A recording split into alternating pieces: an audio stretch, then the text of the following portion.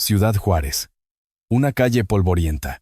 Un anciano de figura esquelética camina sin rumbo. Su mirada opaca y vacía está atrapada en un abismo clínico. No recuerda su propio nombre. No sabe cómo volver a casa. Un extraño levanta la mano bruscamente cerca de su rostro. En una fracción de milisegundo el anciano levanta los puños. Cierra la guardia. El instinto sobrevive a la memoria muerta. Pocos saben que detrás de esa sombra deambulante se esconde José Ángel Mantequilla Nápoles, el campeón mundial, la máxima leyenda del boxeo. ¿Cómo es posible que el hombre capaz de esquivar los golpes más brutales del planeta, en el cuadrilátero terminara siendo noqueado tan miserablemente por el peso de su propio olvido? Santiago de Cuba, 1940. El calor es denso, la miseria asfixiante. En estas calles fracturadas lanzar los puños no es una actividad recreativa. Es el único idioma válido para exigir respeto. Allí nace José Ángel Nápoles, un cuerpo moldeado estrictamente por la necesidad. Pero la geopolítica no tiene piedad con los talentos de barrio. Año 1961. La Revolución cubana impone un decreto absoluto. El boxeo profesional queda erradicado. Se acaba el negocio. Para un peleador sin estudios formales, prohibirle subir al cuadrilátero equivale a cortarle el oxígeno. Es una sentencia de muerte social.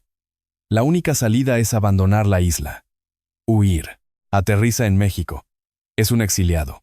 Un fantasma en una metrópolis gigantesca. No tiene familia. No tiene redes de seguridad.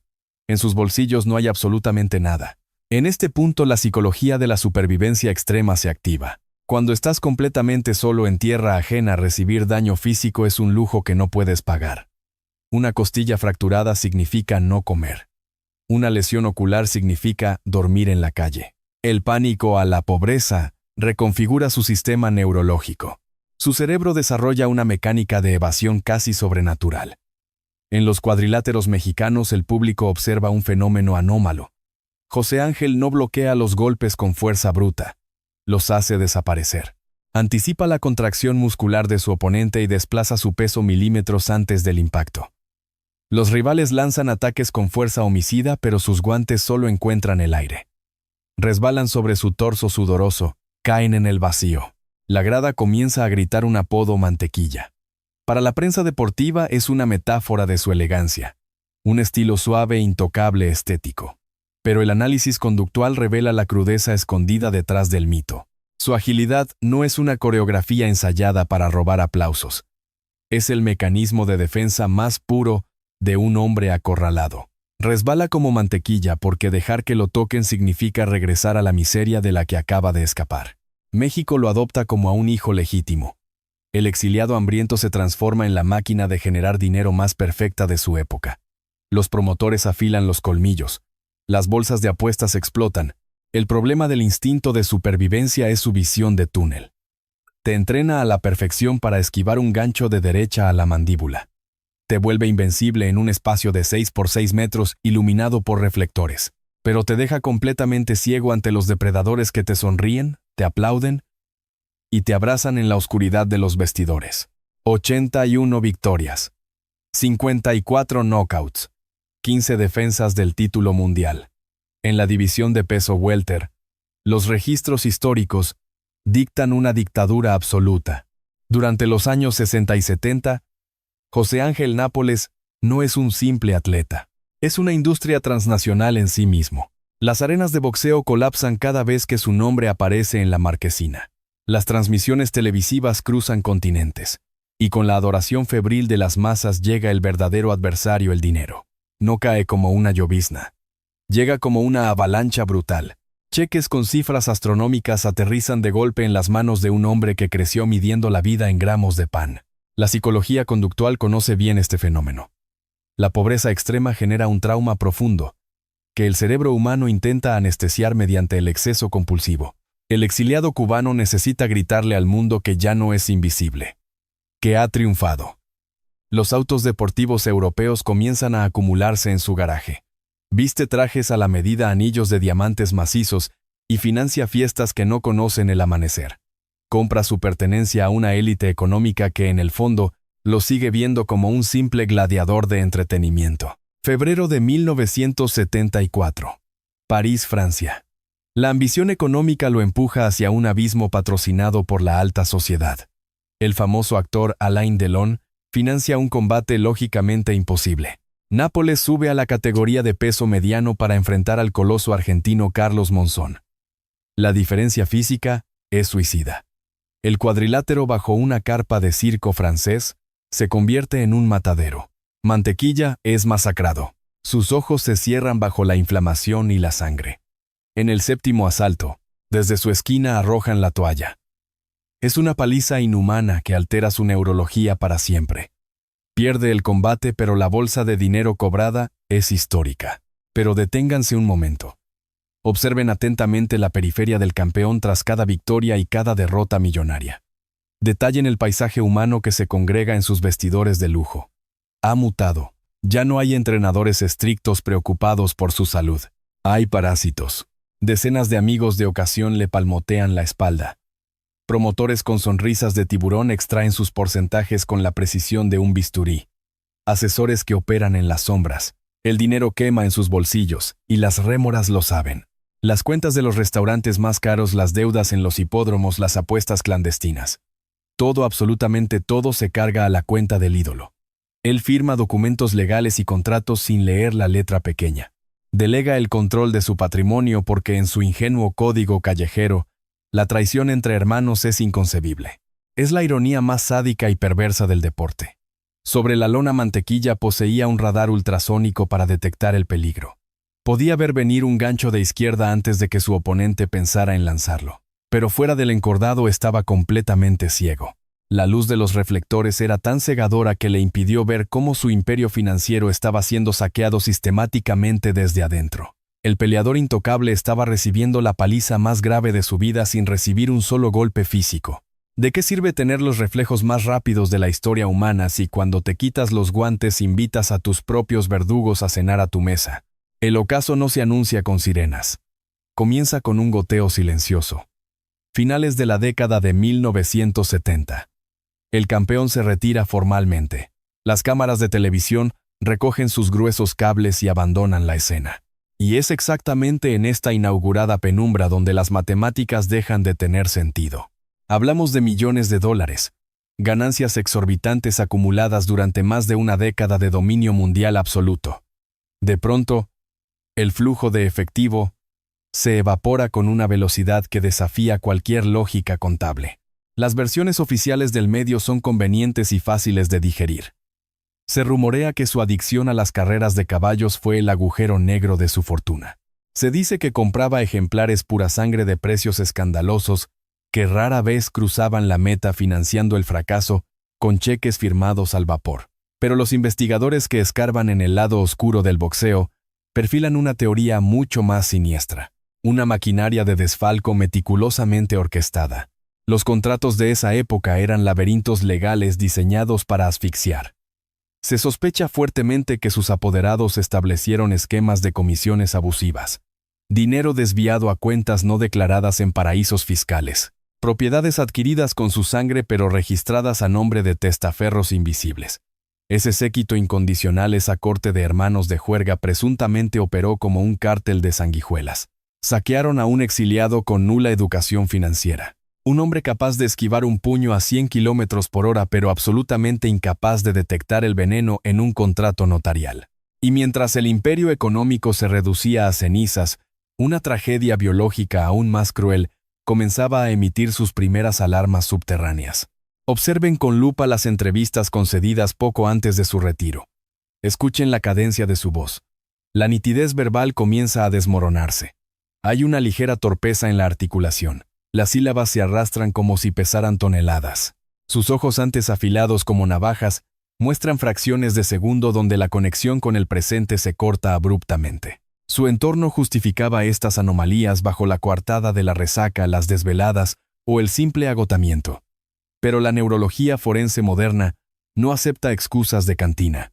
Los síntomas apuntaban hacia un asesino inclemente, la encefalopatía traumática crónica CTE. Es cierto, el estilo de Mantequilla era defensivo. Pero en 81 combates profesionales de élite, la física es implacable. El daño estructural es inevitable. Los golpes absorbidos en miles de horas de sparring las guerras a 15 asaltos, la carnicería antinatural contra Monzón. Cada impacto generó microlesiones invisibles en su tejido cerebral. La degeneración neuronal había comenzado su marcha destructiva e irreversible. El panorama es macabro. Las crónicas relatan a un hombre vagando por el hipódromo de las Américas apostando los escombros de su reino, custodiado por las mismas personas que presuntamente administraban su ruina, mientras su propia mente comenzaba a traicionarlo. Queda flotando una duda monstruosa en el aire. Notaron sus amigos y promotores los primeros síntomas del deterioro cognitivo. ¿Y si lo hicieron? Aceleraron el saqueo de sus cuentas bancarias aprovechando que el cerebro del campeón comenzaba a agrietarse en la oscuridad. El sonido de la campana de retiro marca mucho más que el fin de una carrera deportiva. En el despiadado negocio del boxeo, marca el inicio de la evacuación. El dinero deja de fluir, y con él se evapora la lealtad. Es una ley de la física en la industria del entretenimiento. Una vez que los puños dejan de imprimir billetes, el séquito de aduladores empaca sus cosas. Las fastuosas fiestas de madrugada se apagan. Los hermanos incondicionales dejan de responder el teléfono. Los promotores de traje a la medida, aquellos que juraban protegerlo, sencillamente cambian de número. Pocos saben que la caída de la cima no fue un declive suave. Fue un desplome sin paracaídas contra el asfalto. Los deportivos europeos desaparecieron en manos de embargadores. Las residencias de lujo se evaporaron para cubrir deudas fantasma y malos manejos. El hombre que protagonizó veladas exclusivas en París y Las Vegas fue expulsado a las entrañas más áridas de México. Su destino final, una vivienda precaria y agrietada en Ciudad Juárez. Un exilio polvoriento, pobre y anónimo dentro de su propia nación adoptiva. La soledad en esa casa es densa. Se respira el abandono institucionalizado. Mírelo sentado en esa pequeña sala, donde el único sonido es el zumbido de un ventilador viejo que mueve aire caliente. No hay trofeos brillantes a la vista. El teléfono está mudo. El contraste es brutal. Sus antiguos manejadores, aquellos que le besaban las mejillas sudadas tras cada victoria, hoy habitan en rascacielos blindados. Para el sistema mantequilla fue solo un producto de consumo rápido. Lo exprimieron hasta la última gota de rentabilidad comercial. Y cuando la máquina se descompuso, lo arrojaron a la frontera como chatarra industrial. Pero la pobreza extrema fue apenas el primer gancho al hígado. El verdadero knockout, el golpe homicida y definitivo, vino disfrazado de biología. Detrás de las puertas cerradas de esa casa modesta, el deterioro físico se acelera sin piedad. La factura médica acumulada durante 15 años de recibir impactos en el cráneo exige su pago. Primero ataca la diabetes pudriendo su sistema nervioso lentamente desde adentro. Luego la vista. Los mismos ojos que tenían una precisión de láser para medir la distancia de un puño enemigo, ahora se cubren de un velo gris opaco. La ceguera lo envuelve por completo.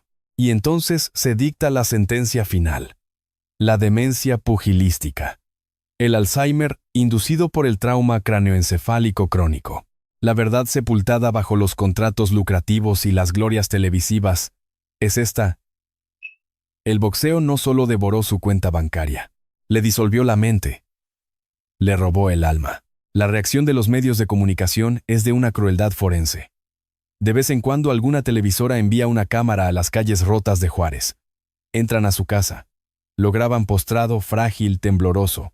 Un anciano ciego balbuceando palabras inconexas, incapaz de hilar un recuerdo. Lo exhiben como un circo de miseria humana.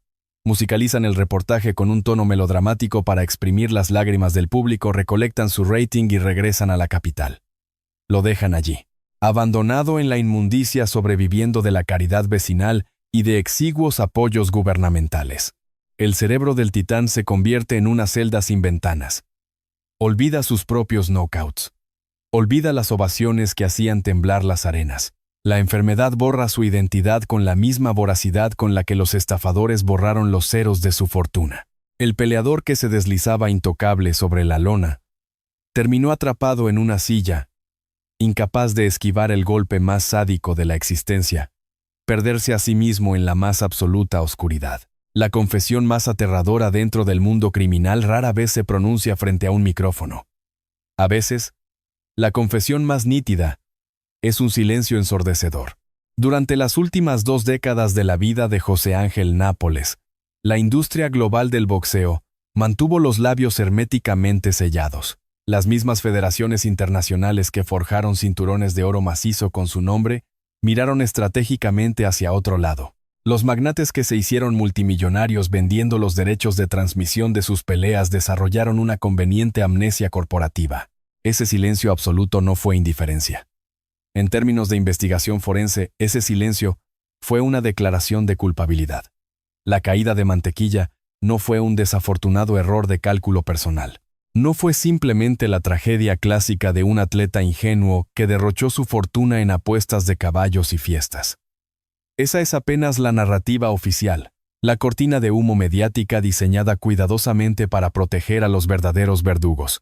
Al analizar el ecosistema histórico del pugilismo profesional, la conclusión psicológica es escalofriante: el final de José Ángel no fue un accidente. Fue un modelo de negocios preestablecido. La maquinaria opera bajo una lógica estrictamente parasitaria. El sistema recluta sistemáticamente a jóvenes de la extrema pobreza, exiliados, hombres sin educación financiera ni redes de apoyo. Los convierten en gladiadores modernos y los lanzan a la picadora de carne. Generan cientos de millones de dólares. Pero en lugar de proteger el capital del atleta, permiten deliberadamente que un séquito de buitres y representantes abusivos los rodee. Saben perfectamente que de esta forma, el dinero volverá a fluir hacia la cúpula corporativa a través de deudas malas, inversiones y estafas legales. Es un ciclo de extracción perfecto y perverso. Y cuando el cerebro del atleta comienza a fallar producto directo de los traumatismos craneales que enriquecieron a la junta directiva, la industria simplemente corta el cordón umbilical. Desechan el cuerpo roto y mandan a sus reclutadores a buscar al siguiente muchacho hambriento en un barrio marginal para repetir la ecuación exacta. Aquí se resuelve la gran interrogante que planteamos al inicio. ¿Cómo pudo el hombre más evasivo del mundo ser aplastado de esta manera? La respuesta es brutal. Mantequilla Nápoles pasó toda su juventud entrenando sus reflejos para esquivar los puños de carne y hueso que venían de frente. Era un maestro de la física en un espacio de 6 por 6 metros, pero nadie le enseñó a esquivar la traición institucional. No puedes resbalar el golpe cuando el agresor es el sistema completo operando en las sombras. En el cuadrilátero, sangrar te convierte en un semidios lucrativo. Pero en el instante clínico en que tu cuerpo se rompe y ya no es capaz de recibir más castigo, dejas de ser un campeón. Te conviertes automáticamente en basura contable. La industria no abandonó a Nápoles por error. Lo abandonó porque ese era el plan original desde que firmó su primer contrato. 16 de agosto de 2019. El tórrido verano en Ciudad Juárez. La respiración superficial de un anciano se detiene de forma definitiva. José Ángel Mantequilla Nápoles fallece a los 79 años de edad. Casi de inmediato los noticieros deportivos desempolvan los archivos de video en blanco y negro. Las cadenas de televisión transmiten sus knockouts más gloriosos en bucle. Analistas deportivos de traje sentados en estudios climatizados dictan sentencias poéticas exaltándolo como uno de los 10 mejores pesos welter en toda la historia de la humanidad. El Salón de la Fama lo honra. Pero la realidad física y tridimensional es infinitamente más cruel que la retrospectiva televisiva. El ídolo no murió envuelto en banderas ni rodeado de esos reflectores. Murió en la miseria. Murió ciego.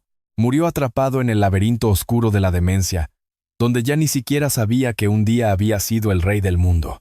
Y es en este punto final donde su mítico apodo, aquel que corearon millones, adquiere un matiz devastador. Una ironía macabra. Lo bautizaron Mantequilla por la belleza de su evasión. Por la forma casi líquida en que su torso esquivaba el dolor en el cuadrilátero. Pero esa misma fluidez pareció convertirse en su maldición personal. Se le escurrieron los millones de dólares de las manos entre representantes y estafadores. Se le resbalaron los amigos de la mesa cuando las botellas se vaciaron. Trágicamente dejó que su propio cerebro resbalara hacia el abismo del olvido a causa de los golpes recibidos. ¿Qué clase de monstruo es la industria del entretenimiento que construye monumentos de bronce inmortales para sus campeones solo después de haberlos dejado morir de hambre y frío en el suelo de la vida real?